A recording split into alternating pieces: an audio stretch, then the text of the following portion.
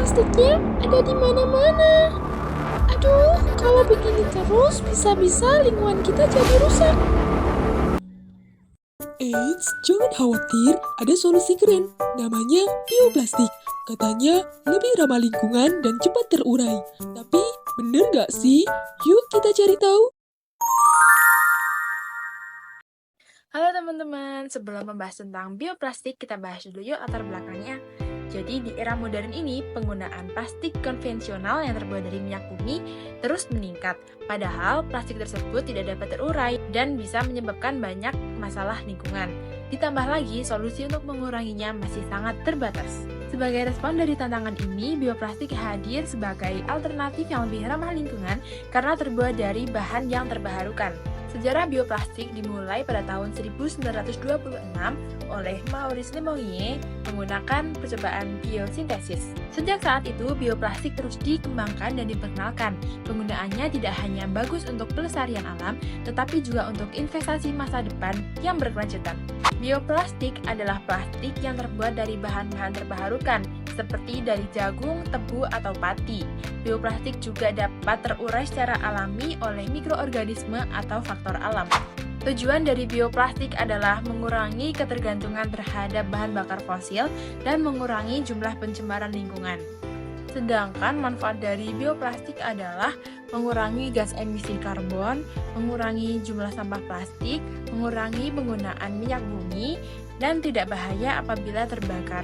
Karakteristik dari bioplastik yang pertama adalah fleksibilitas, yaitu mempunyai kelenturan yang dapat disesuaikan. Yang kedua, tahan terhadap lingkungan dan dapat digunakan dalam waktu yang lama.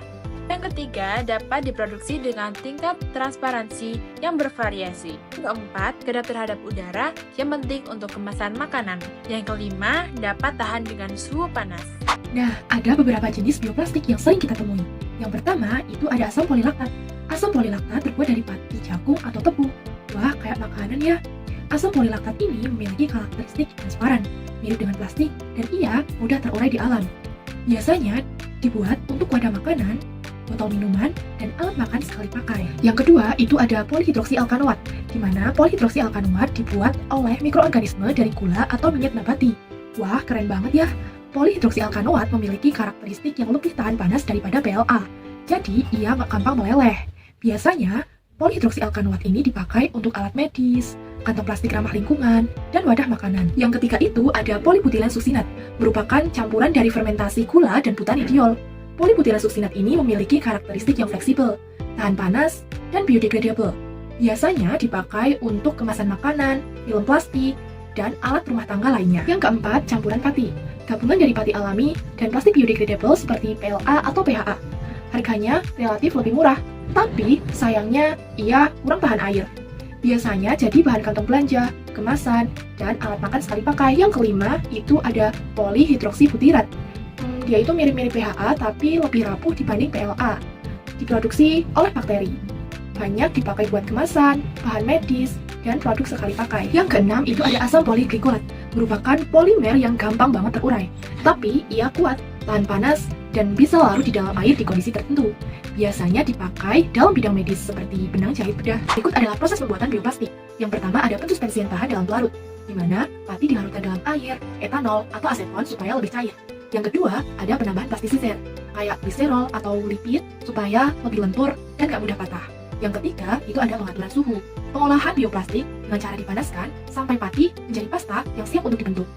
Yang keempat, itu ada tahap pencetakan. Di mana tahap pencetakan ini memiliki 3 metode nih. Yang pertama ada metode isopi, yaitu memakai cetakan datar di atas kaca.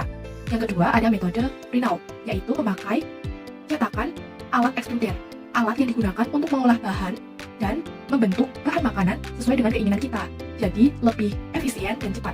Yang ketiga ada metode Yamanda, yaitu memakai mesin otomatis. Selain lebih cepat, hasilnya itu akan lebih presisi dan rapi. Wah, keren banget ya! Tapi kenapa kita harus mulai pakai bioplastik? Alasannya adalah, yang pertama, bioplastik ramah lingkungan. Dengan bahan dasarnya alami, jadi bioplastik ini nggak akan merusak ekosistem. Alasan yang kedua, biodegradable. Bioplastik ini mudah terurai di tanah dalam waktu yang singkat. Beda sama plastik biasa, yang membutuhkan waktu ratusan tahun untuk terurai. Alasan yang ketiga, sumber daya terbarukan. Karena bioplastik ini terbuat dari tumbuhan, jadi ia tidak bergantung sama minyak bumi. Alasan yang keempat adalah bebas dari zat-zat yang berbahaya. Jadi bioplastik ini aman untuk lingkungan kita dan juga kesehatan kita. Alasan yang kelima adalah mengurangi penggunaan bahan bakar fosil. Karena plastik konvensional itu penggunaannya memakai minyak bumi, tapi bioplastik hanya cukup memakai bahan alami dan dapat diperbarui. Kekurangan bioplastik. Yang pertama, dilihat dari biaya produksi yang cenderung lebih mahal dari plastik konvensional karena bahan baku terbatas dan juga teknologi produksi yang masih kurang berkembang. Yang kedua, kurang kuat, lebih rapuh dan juga lebih mudah terdegradasi, sehingga tidak cocok untuk penggunaan jangka panjang. Yang ketiga, tidak semua fasilitas dapat mendaur ulang bioplastik, karena berisiko dapat mencemari daur ulang plastik biasa. Aplikasi bioplastik. Yang pertama, bioplastik dapat digunakan dalam kemasan makanan. Biasanya digunakan untuk wadah, kantong, dan juga pembungkus makanan karena lebih ramah lingkungan dan dapat terurai secara alami. Yang kedua, bioplastik digunakan dalam alat medis. Dalam dunia medis, bioplastik dapat dimanfaatkan dalam benang jahit bedah, implan biodegradable, dan juga peralatan medis sekali pakai untuk mengurangi limbah medis. Yang ketiga, bioplastik digunakan dalam pertanian dan juga otomotif.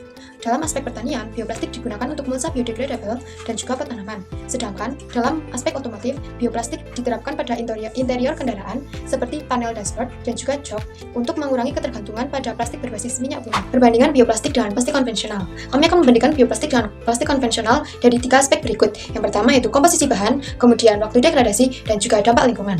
Nah, pada komposisi bahan, bioplastik terbuat dari bahan alami seperti tebu, pati, atau mikroorganisme. Sedangkan plastik konvensional berasal dari bahan bakar fosil seperti minyak bumi dan juga gas alam.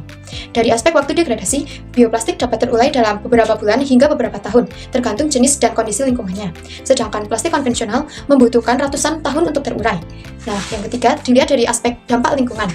Bioplastik lebih ramah lingkungan karena dapat mengurangi emisi karbon, namun masih memiliki tantangan dalam daur ulang dan juga persaingan lahan pertanian.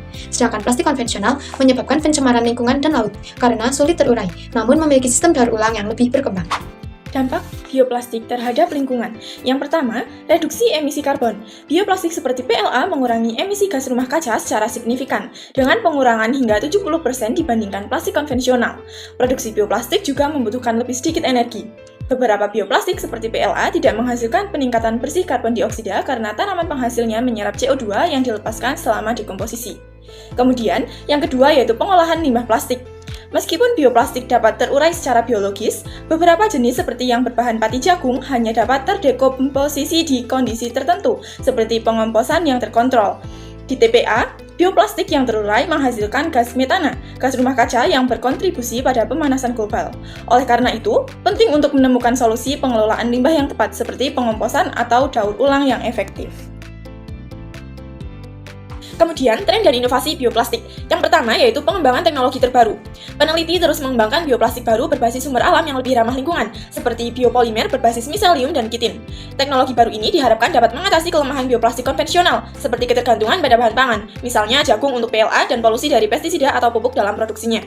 Dengan adanya penelitian lebih lanjut, diharapkan produksi bioplastik dapat lebih ramah lingkungan dan efisien. Kemudian, yang kedua yaitu potensi pasar global. Pasar global bioplastik berkembang pesat karena permintaan akan bahan yang lebih ramah lingkungan.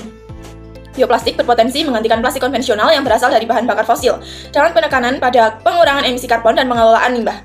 Inovasi dan peningkatan dalam produksi bioplastik dapat memperluas penerapan mereka di berbagai sektor, termasuk kemasan, otomotif, dan juga elektronik. Kemudian, dari materi yang telah disampaikan dapat kita tarik kesimpulan, yaitu bahwa bioplastik menawarkan solusi yang lebih ramah lingkungan dibandingkan plastik konvensional, karena bahan bakunya yang dapat diperbarui dan sifatnya yang dapat terurai. Namun, tantangan seperti biaya produksi yang tinggi dan infrastruktur daur ulang yang masih terbatas perlu segera untuk diatasi. Dengan pengembangan teknologi dan kebijakan yang mendukung, bioplastik dapat menjadi alternatif yang lebih efektif dalam mengurangi pencemaran plastik dan mendukung keberlanjutan lingkungan. Kemudian, untuk keberlanjutan, bioplastik bergantung pada produksi efisien, sistem daur ulang, dan regulasi yang mendukung. Dengan inovasi dan kebijakan yang tepat, bioplastik dapat membantu mengurangi pencemaran plastik.